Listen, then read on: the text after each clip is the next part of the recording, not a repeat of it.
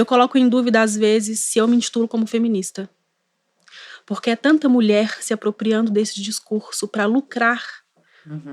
E as mulheres pretas ali na base da pirâmide social sendo massacradas todos os dias por esse feminismo branco e elitista, que eu acho que às vezes eu estou propagando um nome, fazendo certo direito o meu serviço enquanto feminista, que eu estou dando cada vez mais munição para que elas atirem em mim mesma, sabe? É assim que eu me sinto hoje diante do movimento, diante dos últimos acontecimentos na minha vida. E todas as vezes que eu postei sobre feminismo negro na minha página, eu fui acusada de dividir o movimento, de segregar o movimento e de fazer com que o movimento feminista ele perca força. É assustador observar a discrepância que há entre o feminismo branco e o feminismo negro e constatar que existem diferenças e um certo afastamento entre ambos.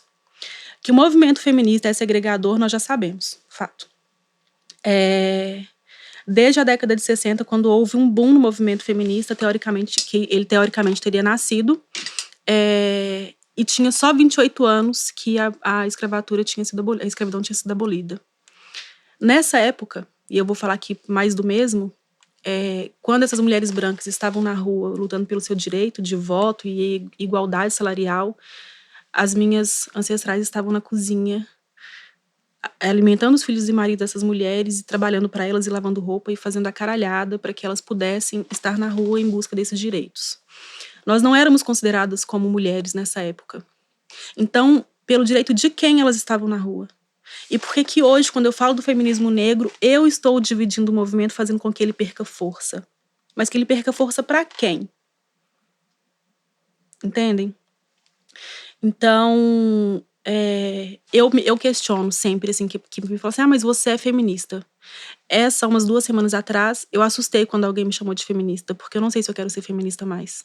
Eu não sei se eu quero carregar esse nome, fazendo o meu serviço direitinho ali, fazendo o meu serviço no sentido de lutar por todas nós, porque quando eu conquisto alguma coisa para mim, enquanto mulher preta, quem vai se beneficiar primeiro são as mulheres brancas, e isso não tem como negar.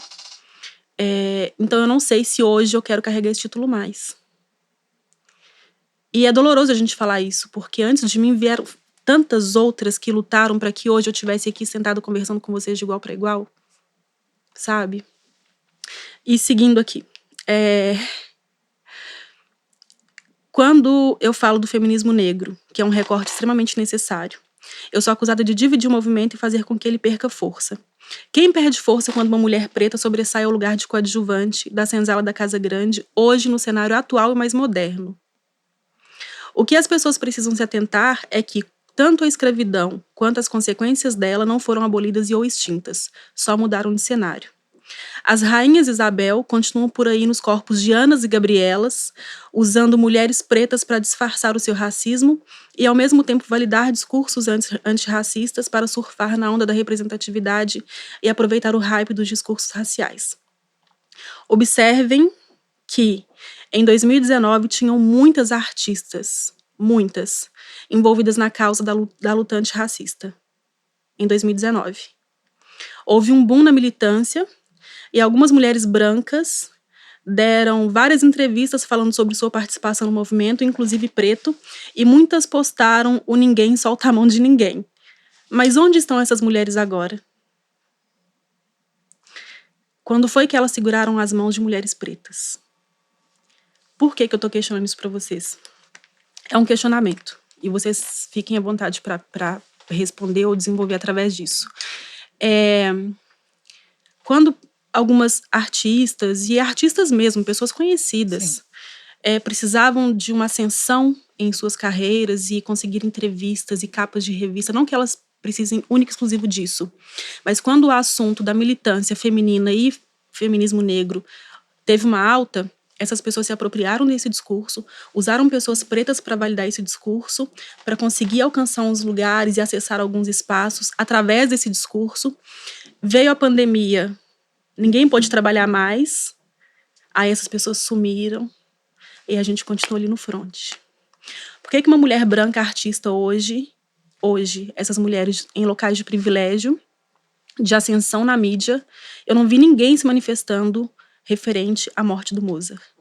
Eu vi pouquíssimas pessoas do Moser. Eu vi pouquíssimas mulheres que, na época, em 2019, estavam assim, ó, sagazes.